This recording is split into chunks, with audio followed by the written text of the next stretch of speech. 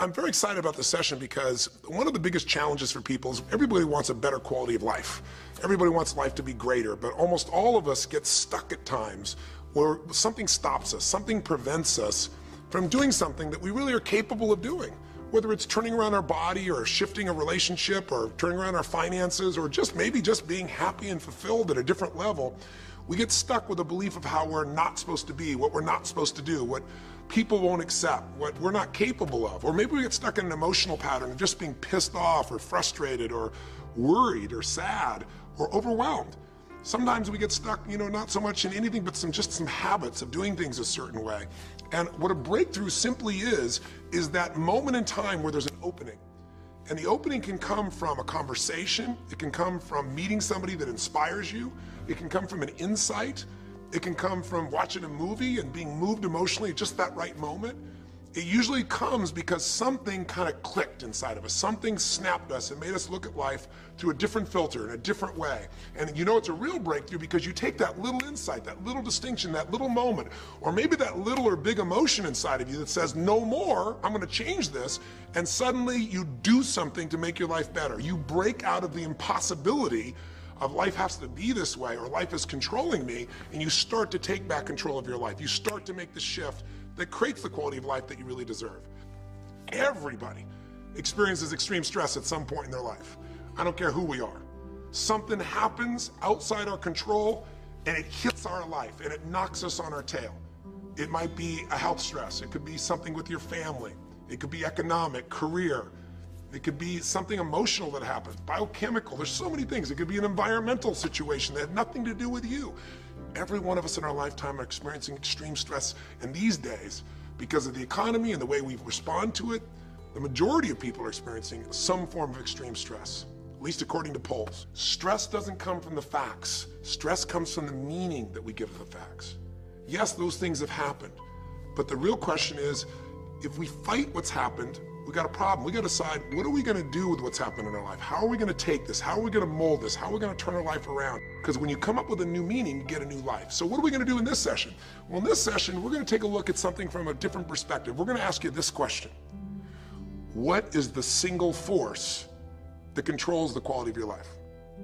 If there was one gift our Creator has given us, or the universe, whatever you believe, what is it? What is the one power that you have right now in this moment that can change everything? You have it, I have it, we all have it. It's this one singular individual power that can change anything in our life, regardless of what's happened to us.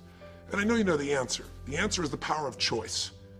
The one thing we have in this world is we can't control the events, but we can choose what to focus on, we can choose what things mean, and we can choose what to do.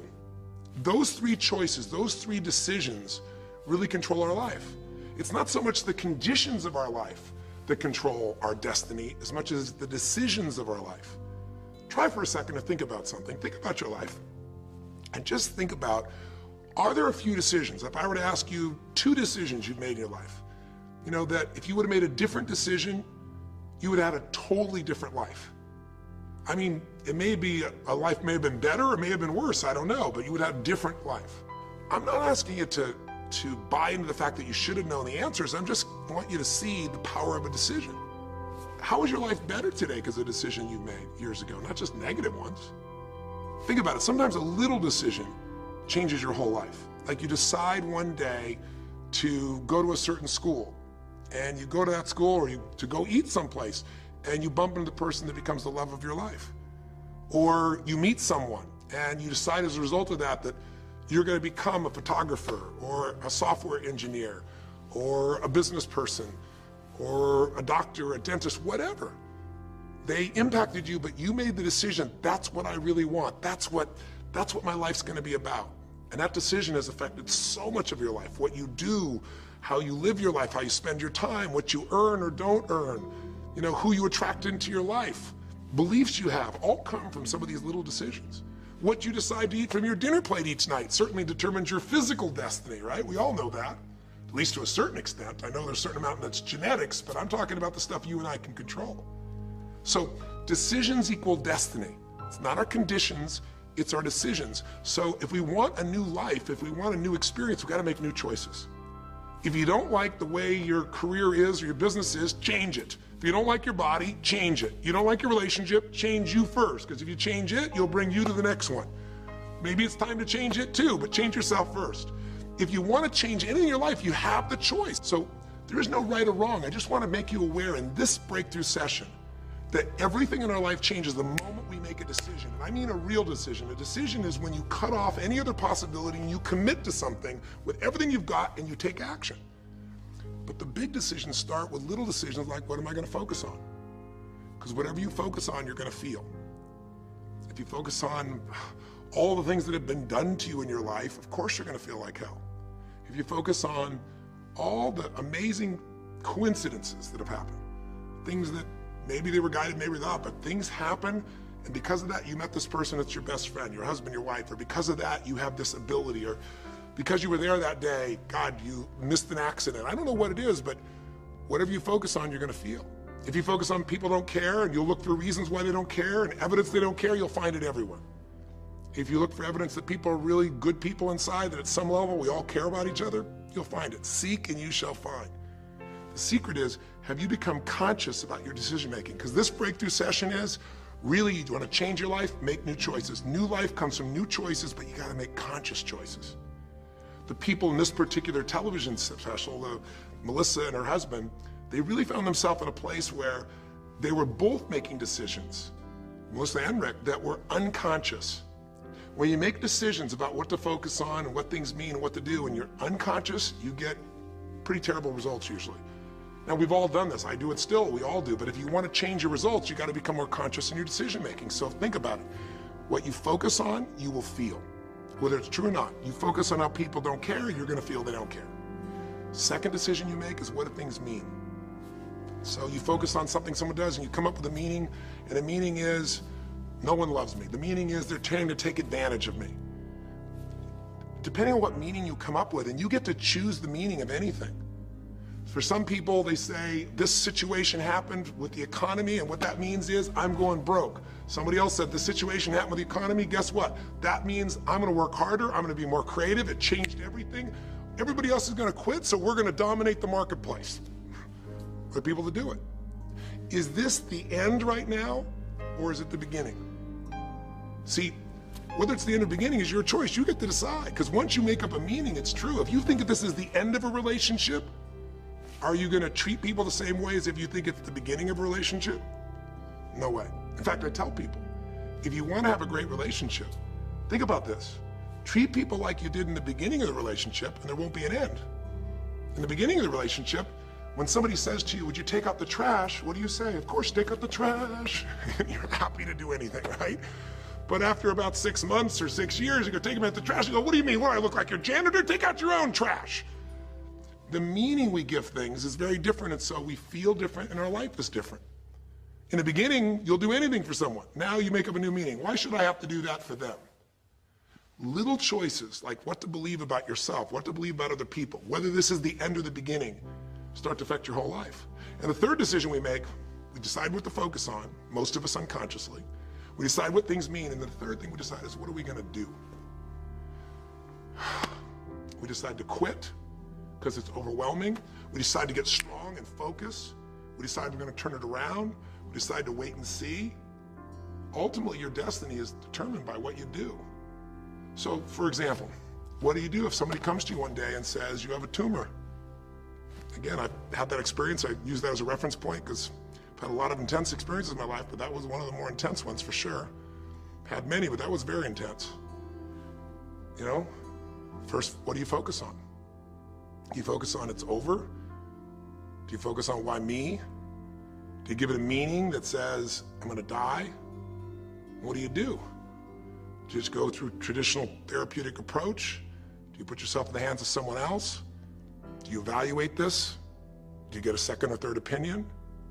Your destiny is determined by your decisions. Now, if you're a guy like Lance Armstrong, you're focused immediately on, I gotta find a solution. The meaning you come up with is, this is the ultimate battle. And what you decide to do is you're gonna exhaust every possibility. Now, that doesn't guarantee you're gonna succeed, but it's interesting. When you have that kind of a mindset, it shifts you. And Lance Armstrong, I mean, he was told things like, look, You got tumors here in your brain, you got them in your lungs, right? You got obviously in testicles, and you ride a bike for a living. That's pretty tough. But he made it through all of those pieces. Now, am I saying because he made the right choices? I can't tell you that. There's certainly some grace in everything. I think in life, there's three things. There's our ability to choose what we're focused on, or to commit, to get a result, to put all our intention and focus into something. There's our ability to do the right things, to have the right strategy, to execute. And then there's some grace. There's what some people call luck, some people call grace. There's if you do the right things over and over again and with total focus, sometimes, you get good fortune that comes your way. And you tend to have more good fortune when you're totally focused and decisive and you take lots of action than if you kind of just sit around and accept things like you don't have a future. But the point of the matter is this guy turned it around. And what was he like after he got through this problem? After he had his breakthrough, after he faced cancer, racing against some other guy seemed like nothing by comparison. You're not much of a competitor. I faced death. And he goes on to win Tour de France after Tour de France after Tour de France, breaking every record anyone could ever imagine. What do you do decades ago, half a century ago almost now, and someone says to you, go to the back of the bus, and you're African American?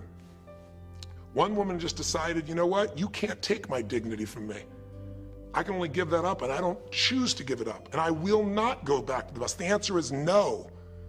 And Rosa Parks changed an entire society because that day she chose to focus on something else. She gave it a different meaning. This is not a command. You do not have control over me, and she decided to fight.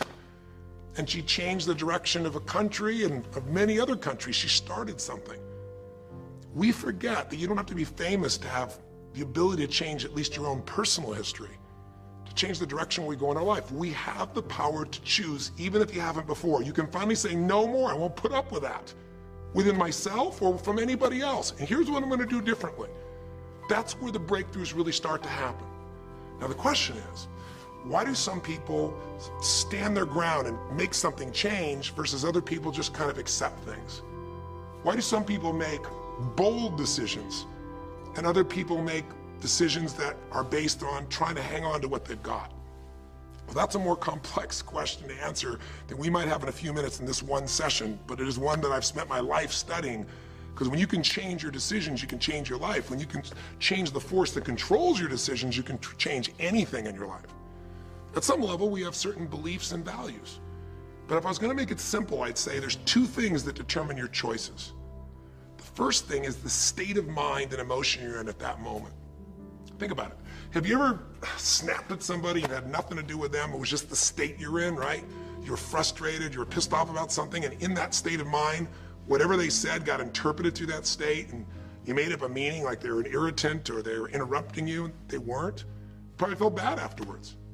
When we get in the wrong state, we make the wrong decisions. When you get in a strong, empowering state, you'll make a better decision. Learning how to direct your state is a big part of what my work is with people, and it's a big part of what I do in my seminars. But the other thing that affects your decisions would be what I would call your story or your blueprint. We all have kind of a story about how our life is supposed to be. It comes from a set of life experiences, interpretations. Some people think life is all about getting theirs. Some people think life is about growing and contributing. Some people think life is about making judgments. Some people think life is about saving other people's lives. Some people think life is about being successful. Some people think God is the basis of everything, and the way to know God is to go through life in a very specific way with a set of rules, and they follow it. And that's what they believe. Whatever your story is, whatever your blueprint is just another way of saying whatever you believe is how your life is supposed to be, at some level, we either follow that blueprint or we fight it. If we follow it or we fight it, we're going to find that we're going to bump into things in life where life isn't always the same as we expect it to be or think it should be. And that's where we start to experience stress. So in this session of Breakthrough, when you watched this story and you saw Melissa, you saw the conflict between what she desired most and what she feared most. I really believe life is the dance between what you desire most and fear most. That's where you find where we live our life. The dance between what you want most and what you fear most. That's where all that energy is in life. So what does she want? She wants to be famous. She wants to be able to sing and have everyone hear her voice and be able to touch everyone. She wants to contribute. She wants to share her gift. And she definitely wants to be famous and successful. She needs to be closer to her children. And one of the big challenges in life is oftentimes what we want and what we need are two different things. She has 5 boys. They're all extremely young, as I'm sure you saw. And she has a husband. And while they're all supportive of her going on this journey, somewhere along the line, she lost that connection to what was most important. Now, is she a bad person to make bad decisions? No, good people make bad decisions when they get in lousy states, when our ego gets involved, or when we start believing our story. And here was the story she had. Being a mom's important, but the bigger gift God gave me is my singing voice. And once we get seduced into a particular story and we start to believe it, it takes a hold of our life and it controls all of our choices. And then pretty soon, bad choice on top of bad choice on top of bad choice starts to affect our life. Can you relate?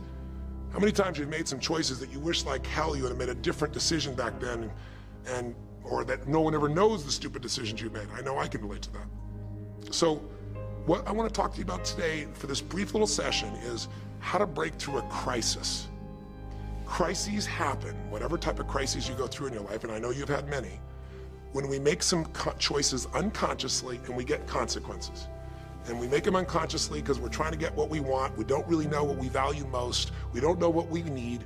And we find ourselves waking up one day and going, why is my life this way? It's kind of like life is always calling to us to constantly grow and improve. You know, if you're going to look at what's going to make life work, it's really simple. What makes people happy is progress.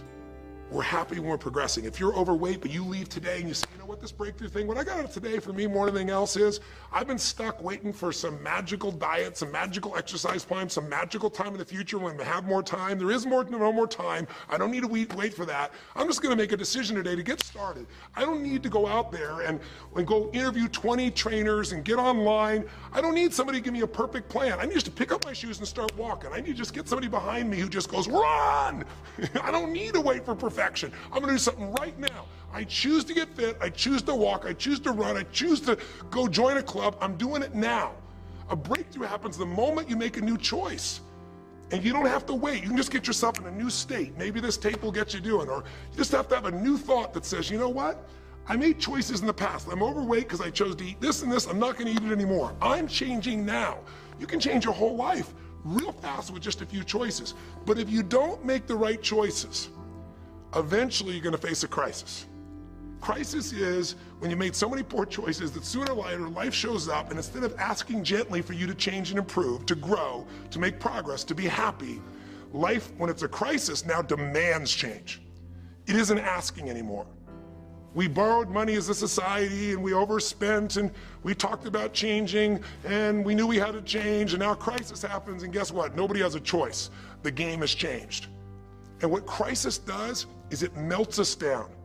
It melts us down so that we can recast our life. We can remold ourselves. And usually on the other side, our life is greater because as we go through that crisis, we have to grow. Everybody wants change. Nobody wants to do it. Everybody, I should say, wants progress, but nobody wants to change. Everybody wants their life better, but nobody wants to do the push-ups, the running, have the economic or emotional discipline to make it happen. But if you're watching this right now and you're still with me, some part of you wants more. And I'm saying to you, choose it. And the way you're going to choose it is really simple. If you're in that crisis, what keeps you in the crisis is probably because you're being reinforced. Most people, they overeat, or they smoke, or they drink, or they yell at people. They keep doing it because they're rewarded. Whatever gets rewarded gets reinforced. Whatever habit or behavior is reinforced becomes a habit, and then pretty soon, do it long enough, it becomes part of your personality, and pretty soon you think it's who you are, and you just keep living that way. I mean, it's easy to see this in other people, right? It's easy to see how messed up they are and how easy they could if they just make some new choices. All you gotta do is turn on the television, some news program, some entertainment program, and you'll hear detailed descriptions about some person who is very powerful celebrity who is doing some stupid thing. Why do we see all this stuff on television? Why do we hear about every person you can imagine, from Lindsay Lohan to Britney Spears to all the way back to the old days it was Elvis or Michael Jackson or whoever it is that's in the news today in this stage of life in your country as you're watching this? It's because we want to see other people who make bad decisions so we can feel better about our own. But the reason those people don't change, Lindsay Lohan, she's got another DUI. She's putting herself at risk. She's putting other people at risk. She could kill someone. If she goes to jail, it's supposed to be 90 days. But here's the consequence. It goes to 2 weeks. And before she even gets out of the jail, she makes a deal for an interview and gets paid $1 million when she gets out for the interview. What do you think the chances of her changing when her bad behavior gets her $1 million, and I don't know if she even makes that for that much time of acting at this stage? What do you think the chances are when people around her say it's not your fault, it's not fair, they treat you unfairly? As long as we have the decision that we're not responsible, it's not our fault, we can't change anything. We have no power. So I don't know by the time you watch this if Lindsay will have changed, but if she did, it'll be because the enablers are gone, she's taken responsibility, and she's found something she values more than attention and money for bad behavior. Now, it's easy to look at that with her, but what about you and I? Where are you and I addicted to our problems?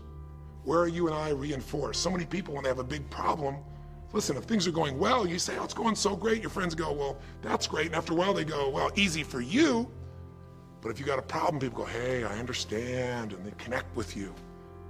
Where do we get addicted to our problems? If you want to make a new choice, if you want to make a new decision today, if you want to have a breakthrough in some area of your life, you got to give up the story that it's not your fault, and you got to give up the attention and the love and the connection and the commiserating that comes with it with other human beings. Here's how you change. 5 simple, quick steps, and then I'm going to give you a little tool that if you want to, you can go online and really make a change with. If you're going to change your life, step 1, I don't care if something has happened to you. You know, somebody has spilled oil all over where you fish. It's horrific. It's disgusting how they've dealt with it, but it's happened and you got to deal with it. Something's happened. Someone in your family's been injured. You've lost your job. I don't care what the problem is. If you're in a crisis, step number 1, see it as it is, but don't see it worse than it is. Now, what do I mean by that? I don't mean be Mr. or Miss Positive Thinking. By now, if you spend any time with me, you know I'm not about that. I'm not here to tell you, go to that garden and chant, there's no weeds, there's no weeds, there's no weeds. Doing affirmations is not going to change your life. You got to go see where the weeds are and pull them out. My point is simple. You got to see what the problem is, but you can't make it so horrific that you just give up. Today, this is the first generation in almost 100 years of Americans who now believe, the majority of Americans now believe, that the quality of life for themselves and their kids in the future is going to be worse than the past. They have, in other words, nothing to look forward to. 63% of the US as of today. Wow. When you start thinking there is no future, you go into what we call learned helplessness, a place where you just kind of give up. And if you get to that place of giving up, then you have no power over your life. That's when people get depressed. That's when people do crazy, stupid things. That's when people want to turn to drugs or alcohol or sometimes suicide or just total frustration and anger, and their life starts to do the opposite of a breakthrough. It becomes completely stuck and in pain or in ongoing suffering. If you and I are going to break out of that, we got to see it as it is. We're not here to be positive thinking people. You got to see what's really going on. But if you're overweight, you can't say to yourself, well, I'm big boned. That's not why you're overweight. You're overweight because you don't work out, you eat certain things, you eat Cheetos all day long watching TV. I don't know what it is you do, but I know it's not just because you're big boned. You don't want to make it so it's outside your control or you can't change it. So see it as it is, but don't see it worse than it is so that you have no reason to try. Does that make sense? That's the first step. Step 2, get to the real truth and deal with it. Don't just see it as it is and not worse than it is. Don't just like balance it, but now get to the truth. I mean, listen, if the truth is you've been trying to get a job for 2 years and you truly have worked every day in a particular industry, and the number of jobs in that industry have shrunk down, and you really aren't getting that job, then you might have to look at the truth. The truth is you might have to retool. You might have to say, gosh, you know, the industry I'm in is gone. I mean, gross, simplistic example, but for years, vinyl records were around for 85 years. And it was a gigantic industry. And things came and went. During the vinyl record time, what happened? Well, remember those 8-track tapes? Are you ancient enough to remember those things? Maybe you know somebody who remembers those things. These big boxes, you push them in and out. Yeah, 8-tracks came and went, vinyl records were still here. And then cassette tapes came, right? And cassette tapes were smaller and more compact and more convenient and more seemingly indestructible. And they came over here and vinyl records were still selling like crazy. If you had a job in vinyl records, you kept it. But then a little thing came along called the CD. And when that happened, almost overnight, you saw an entire industry that's been around almost a century was gone. If you were the guy that worked in the vinyl record factory and knew everything about it, it was the second generation, didn't matter. It was over. And now we laugh about a CD, right? Because everything in this digital world you can have instantly. Who wants to put it on a CD? Pretty rare, still available. In vinyl records, maybe there's a small market of people that are collectors, but it's gone. My point is, if you're in the vinyl record business, you got to tell yourself the truth. You got to see it as it is, not worse than it is, but you also got to get the truth and deal with it. You got to deal with the cards you're dealt. You're going to have to retool. You're going to have to change something. You might have to move. If you live in the Gulf, and I don't support anything that's happened there, who could? It's unconscionable what's happened with BP. But if you live in the Gulf and you're a third generation fisherman, and you fish for oysters and they're dead, you better get to the truth. Are they going to be dead for 2 years or 10 or 20 to the best of your ability? And you might say, well, I can't do anything else. I can't. I'm a third generation. This is all I know. Yes, you can. Get to the truth and deal with it. Deal with the card you're dealt with. You got to deal with it, sure, I'm sure legally, but in the meantime, you got to take care of your family. I'm not saying this off the cuff easy because I've been in those situations where it's impossible, it's unjust, it's wrong, but I still got to deal with it just like you. Am I making sense? It's like, you might say, I've lived here my life. You might have to move. You might have to fish someplace else. You might have to, and I know you still got to deal with all the consequences, but you got to take back control of your life. There are unjust things that happen, but you got to take control. Easy for me to say, I'm not sitting in your shoes. I get that. But who hasn't experienced some form of injustice someplace? Who's not dealt with something unfair? Who's not dealt with something that wasn't meant to be unfair, but it affected your entire life, your career, your finances, whatever? You got to tell yourself the truth, and you got to get to those dealing with the reality right now. The longer you wait, the longer the crisis will be. If you're having an economic crisis, got to deal with it. Got to downsize, right size, do whatever it takes. And I say, okay, Tony, well, so far you're telling me don't allow myself to make it so bad I don't try, see it as is, but don't make it worse than it is, and you're telling me get to the truth and deal with it. Well, that's nice, but how do I do that? Maybe the third step, more than just getting the role model, maybe to be more specific, is get a vision first. Get a vision and get strong. That's what I think your third step should be. You first tell yourself the truth, yes, see it as it is, not worse than it is, tell yourself the truth and deal with it, but the way to deal with it is say, what am I gonna go for? There's gotta be a compelling future. I gotta come up with a vision for my life, or a vision for my relationship. I've had terrible relationships, nothing's worked. Tell yourself the truth. I've made poor choices, or I've told myself stories and gave myself excuses, or I've not had the courage, whatever it is, get to the truth, and then get yourself a vision for what you do want. Because you have to have something you're gonna move towards. Does that make sense?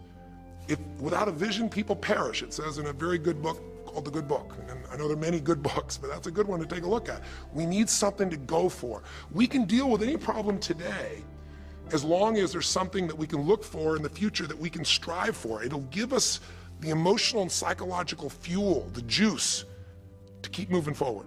So you gotta come up with a vision, and a way to do that, we'll call that step 4. Get a role model. You might get the vision from a role model, you might get the vision just from coming up with a new idea. But in order to figure out how to go from where you are to where you want to be, to close the gap from where you are to where you want to be, it's best to learn by other people's experience whenever you can. So get a role model, get their strategy, and go to work. Get into action. So I'll give you an example. Years ago, when I was first starting to try to figure out how to build myself financially, I grew up at a time when, just as I was starting to do well, this big recession happened. And I remember I was like 29, 30 years old, I think, and maybe 31, and I was doing okay, and then all of a sudden there were all these business challenges because we went through this severe recession back in those days. And I remember at the time everybody was downsizing and freaking out, and I thought, you know what? I don't want to just settle for this. I want to find a way to do well. Who's done well in really tough times? And so I started doing my homework. And in those days, you didn't go out and use the internet the way you do today. You couldn't access all that information. We actually went to libraries and did research in traditional ways. I'm ancient enough to remember those days. And I started hearing about this man named Sir John Templeton. Very famous man. He's a man who became a multi-billionaire as an investor. He started with nothing. But what was interesting is when I started to find out about his story, because here's a guy that when he's a young man, he's called Sir John Templeton now. He was actually an American originally. And he wasn't Sir. He came from a very poor family. And he just decided that in his life, He wanted to not only do well financially, he wanted to do so well he could help other people at any level that he wanted. And today, by the way, he's passed, but before he did, he created the Templeton Fund, and he also created a fund that now delivers money, gives money each year at the Templeton Prize to people that do good spiritual works, and it's larger than the Nobel Prize, and it continues to go on. But the guy started with nothing, and here's how he did it. Listen to me now. The reason I look for him as a role model is because he made all his money in the worst of times. He made all his money when people were going through the equivalent of the deepest recession or depression possible. His whole belief was, and this is different than almost anybody else you see around you, was pessimism was the secret to success. That what he wanted to do was make money when people were most pessimistic. Because when people are optimistic, they want you to pay for their house a huge sum of money. But as they start getting more and more pessimistic, where pretty soon they think they can never, if the house is the worst thing to have, they'll virtually give you the house. They'll virtually give you the business. And so he made all his money starting in World War II. When the war broke out, when Hitler invaded over in Europe, he took all the money he had and borrowed a total money of $10,000, a total amount. He bought with $10,000 every stock on the New York Stock Exchange that was $1 or less that he thought might be useful, including some companies that looked like they're going to be bankrupt. But he did it when people were the most pessimistic. Because if you recall, it looked like Hitler was going to take over. It didn't look like we were all going to be the winners. It looked like Hitler was going to dominate. And when people were that scared, they would give up anything they had just to get a little bit back. And so he bought all the stock that eventually made him a multi-billionaire. He became a billionaire because after things changed, after the war, just 5 years later, and the economy started to surge, everything changed for him. Where do you think he invested next after World War II? Where was a country that was pummeled, that was down, the factories were basically turned into mud? Japan. You could buy things for pennies in Japan that would have cost you hundreds of thousands of dollars before, and he did. When everyone was most pessimistic, he went and did well. And then he sold when the 80s surged and when everybody thought Japan was the greatest country on earth and had the biggest businesses. He sold and made his maximum profit when people were overly optimistic. He did the same thing down in South America when inflation went crazy. This man spent his entire life basically having a strategy of how to succeed when everybody else was scared. I tell you that because he's a role model. What he did, how he did it, it's all in writing, it's crystal clear. You could do the same. But you won't be able to do it when you're telling yourself the sky is falling and it's over. When you see it worse than it is, you'll just give up. You won't do it if you don't tell yourself the truth is, you know what, this system isn't working. I gotta do something. I gotta change my finances. I gotta change my job. I gotta reach. If you don't tell yourself the truth and deal with the truth, the real truth, nothing's gonna happen. You won't ever even think about a guy like John Templeton if you don't have a vision that says, I don't care how the environment is, I'm gonna find a way to do well. And you won't do well unless you get a strategy based on a role model who's really done it. My whole thing is this: if anybody has something you want, they aren't lucky. They did something. If you model them, if you take similar steps, you can produce a similar result. Make sense? And then finally, the fifth step, look, if you're in a situation where you see it as is, but not worse than it is, if you've told yourself the truth and you dealt the cards you're dealt with and just decided you're gonna change it and you're willing to do what's necessary, if you put yourself in a place where you got a new vision and you gotten yourself strong, if you got a role model and you got some strategy and you got yourself into action, step 5 is give much more than you expect to receive. Simple as that sounds, if you find a way to meet people's needs in business, in an intimate relationship, meeting your kids' needs, anybody's needs, the whole game changes. What happened here when all of a sudden, you know, Melissa finds herself coming home and all of a sudden she finds out that while she's gone, her kids now don't want to talk to her boys, her husband has had an affair. Well, none of that could change if she would have just said, you know what, my whole life is over, I'm done. And oh, by the way, I've just lost my career too because while I'm busy trying to deal with my family, I didn't finish the record, so I lose my record deal. And oh, by the way, we don't have any financial stability, now we're losing our house. If that family would have just said it's over, if Melissa or Rick either just said it's over, it would have been over. But they told themselves the truth. We got severe problems here, but they didn't make it worse than it was. They didn't say we can't turn it around.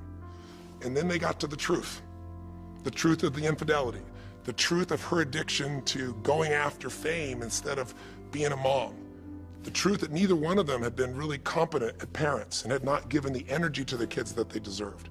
The truth will set you free, but first it'll piss you off. The truth will, it doesn't feel good, but not feeling good is sometimes where you get your drive to change things. They started looking around and said, we don't have the skill to even manage our house, much less our finances. We got to do something different. We got to focus on our kids. We got to focus on turning things around. We got to turn our relationship around. But that wouldn't have worked unless they got a vision of starting to see, it could happen. And that's what I helped them with. I helped them get to the truth. I helped them to stop over-exaggerating. I got them to a place where they got to see that this relationship could be back alive and passionate, and that these kids deserve both their parents, and that she really could be a great mom, and that maybe in the end she could even still have her singing career and enjoy it too. That she didn't have to give it all up. And I'm really proud of her. She did it because she found a role model. She got a vision, but she got a full role model. And the man that she works with today is a man that's sold, I think now 5 million or 10 million records. And most people outside the country business don't know his name. He's her mentor now. He's made music with, Willie Nelson, with just about anybody you can imagine in the business. And he's done it for all these years, but he's never left the central part of Texas because that's where his family is. And Melissa's had offers to go to Sony Red. She walked away because they said, you're gonna have to do these things without your family. She found out what was most important, and she made the decisions that met her needs to be a great mom. When you fight life and go, I should be a singer and not a mom, when you got 5 kids, you got a problem. When you fight life and say, the economy should be different, you're gonna be stressed. Deal with what is, without exaggeration, with total honesty, dealing with the cards, coming up with a vision, finding yourself a role model that shows your strategy, work your tail off, give, keep changing your approach, and you can get where you wanna go. Make sense? Now that might sound like a lot. So to get you started, here's what I'd like you to do for this session. Start out, if you want, by taking a big crisis or problem you have and going through these steps, saying, okay, what's really true? And let me stop the exaggeration. Let me not make it worse than it is. Just let's define what's true. Let's stop the story. Just here's what it is. We got this much financial challenge. We got this physical challenge, whatever it is. And then go to step 2. All right, let's find out the truth. Let's get the details. Let's get the details and figure out what we're gonna do. And then here's where we're gonna go. This is where we're gonna eventually get to. It might take us longer to get where we wanna go, but we're gonna get here. Who's done it that we can model, that we can follow the steps in, who can coach us? And let's just work our tail off and change every day. But to give you a quick jump, sometimes when you're in the middle of crisis or crises, multiple crises, lots of things going on simultaneously, it feels a bit overwhelming. So, and you might not know a role model. You might say, Tony, I don't know who. Well, not hard on the internet these days to find role models, or come to an event. I can promise you we can show you plenty of role models. This is what I do for a living. But what you can do right away is you can model yourself. Think about it. Almost everyone alive has been through more than one tough time, crisis or multi-crises, where you're having a problem financially, and you're having a problem with your family, and you're having a health problem all simultaneously. Those are the intense ones, right? But if you're standing still today, most of us have found a way to get through it. And if you don't, you know someone who went through a tough time, a grandmother, an aunt, an uncle, somebody. The greatest way to make that change happen, when you break out of a, break through, you break out of a problem, you break out of a crisis, is model yourself. So we have 5 questions when you click on this link. And you can do it by video, so you can see yourself, and you can share it with other people, or you can type in the answer. I'll tell you in advance what they are, and then when I'm done here, I want you to do it right away if you would. The first question is, what's been one of the toughest times in your life? What's been one of the toughest times of your life that you did get through? Maybe it was a financial situation. Maybe it was a career situation. Again, maybe it was an intimate relationship where you were crushed. You thought you could never make it through all the pain you went through there. Maybe it was a physical challenge, a health challenge. Maybe it was a lack of confidence or ability. I don't know what it was, but what was it? Just an incredibly tough time that you did make it through, and you're just gonna jot it down. Or you can do it in the video and just tell us, because you're not only gonna get this answer, but we're gonna create a community of people who will be role models, people that have been through hell and back, saying, here's where I was, here's what I got through, here's what shifted my life, here's what you can do. And we're creating this community as our gift to you, so that this isn't just a discussion that's one way. I want to do is start a conversation with you where we can help each other. So that first question is, what's a crisis? What's a challenge? What's a tough situation you eventually made through, but it really was difficult for you? Second question, you go back and you think about that situation. What pulled you through? What pulled you through that situation? What did you learn? What distinction? Or did you get a strategy? Or was it a belief? Or did you meet someone who helped you? Or was it just somehow you clicked into your faith and you kicked yourself into gear? What pulled you through those tough times? Was it a person? Was it a place? Was it an idea? Was it a distinction? Was it a belief? What was it? Share it with us. Type it down or tell us from your heart what it really was. Third question is just real quick. It's just for contrast. And the third question is, what was your life like before the crisis? Like right before all hell broke loose? Usually you'll say, oh, my life was so great. But when you go back and look at it, was it so great? Was it wonderful? Just out of curiosity, right before all hell broke loose. Third question is, what was your life like right before it? And then the fourth question, what'd you do? What did you do to go from where you were to where you are today?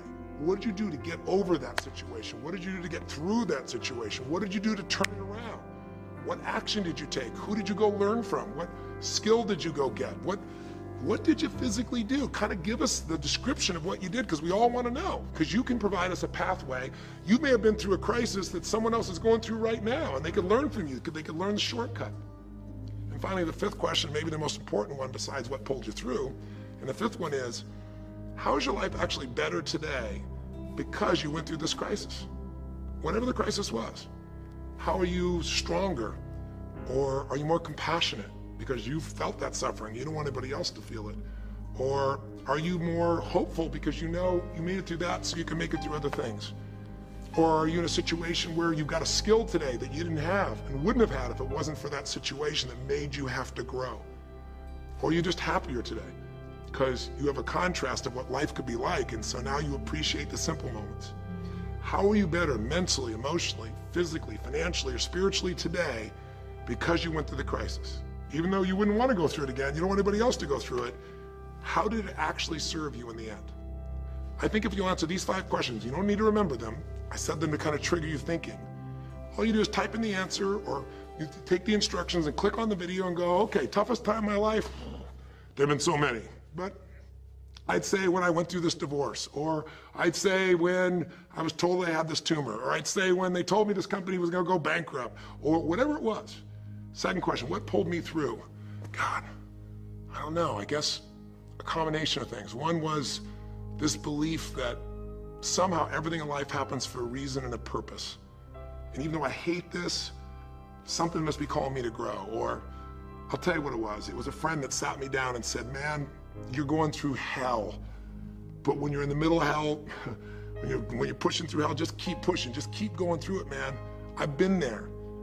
And he gave me this plan, or he gave me this strategy, or he told me, you know, this problem won't last forever. Trust me, I know it feels like it's the end of the world, but 10 years from now, you and I will be sitting here, and you'll be here with your children, and you'll be here with your wife, and we'll be talking about those tough days, and we'll actually smile and laugh about them and be so proud we made it through it together. Or you might say, what got me through it was prayer, or my faith in God, or what got me through it was just massive action. You know, what pulled you through? Just tell us. We all want to hear, we all need to know. And there's lots of ways to get through hell, isn't there? There's lots of ways to get through a crisis. There's so many ways. That's what I want people to get. So when you're done with this on the website, you will give in something. Because a community is not just a place you go get stuff, right? It's a place you give. And the more, you know, authentic you can be and honest from your heart, the more other people will see and be touched. You know, what was it like before? Oh my God, I was on top of the mountain. You know, what did you do? Here's what I did. You know, I told myself the truth. I went and got this new education. I went and started talking to people each day. Whatever you did. How's your life better today? There's a phrase, you know, be humble or be humbled. You know, I have a different level of humility because I know, you know, that as good as I may think I may be, that situation reminded me that life is not just about me, it's about we. Or, gosh, because of that, I love my wife so much because we made it through that situation together. Or because of that, man, I'm so much stronger financially. I'm on top of things. I don't let anybody spend. Whatever it is, tell us how your life's better. Okay? I don't know how long the session was. Again, there's no script here, baby. I just want to work with you heart to heart to say one thing. If you want to break through, you have to make new decisions. New choices create a new life. The only thing stopping you is some limiting belief, some belief about how life should be different or you should be different. Deal with life the way it is. Tell yourself the absolute truth. Don't make it worse than it is. Tell yourself the truth. Deal with it. Get a vision. Get strong. Get a strategy, get a role model with a strategy and get into action, and then put your focus on taking action every day. Giving, change your approach, you will get there. Go to the Power of Crisis right now, click in, give us your message, the answer's the 5, and look at other people. You'll find people have been through things you can't imagine. A woman talking about how one day she was home and a man came in, and to try and save her children from being hurt, she had to let him rape her right in front of her kids. And when her husband found out, he came home, he was so upset he left her. And then she developed cancer. I mean, you'll see some stories here that'll blow your mind. And today she's the most happy, incredible woman, and she's helping other people who have cancer to get through it. She's healthy and strong. Her kids are strong. We need those kinds of role models. So whether your story is little or big, there is no little or big. We all need a pathway of power. And this will be a gift to yourself because it will activate your resources. It'll be a gift to other people as well. So that's our session. The power of decision, the power of choice, how to face a crisis and turn around. It may not sound like rocket science. It's not. It's just called the truth. And the truth will set you free, as they say. So live strong and live with passion.